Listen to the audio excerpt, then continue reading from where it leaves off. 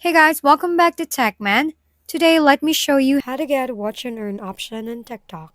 If you're wondering how to get the watch and earn option on TikTok, here's the deal. This feature is currently in beta testing, which means it's only available in select regions and for some users. TikTok often rolls it out as a part of a promotional or reward programs, and sometimes these programs are paused or updated, so it's not guaranteed for everyone yet. Basically, when it's active, you'll notice a little gift icon in your FYP feed.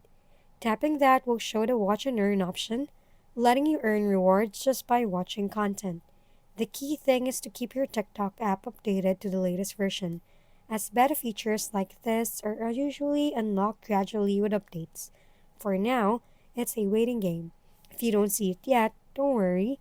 TikTok may roll it out to more regions and future updates, so keep an eye out and check your app regularly. If we've been helpful, kindly give us a thumbs up and don't forget to hit the subscribe and bell button for more contents.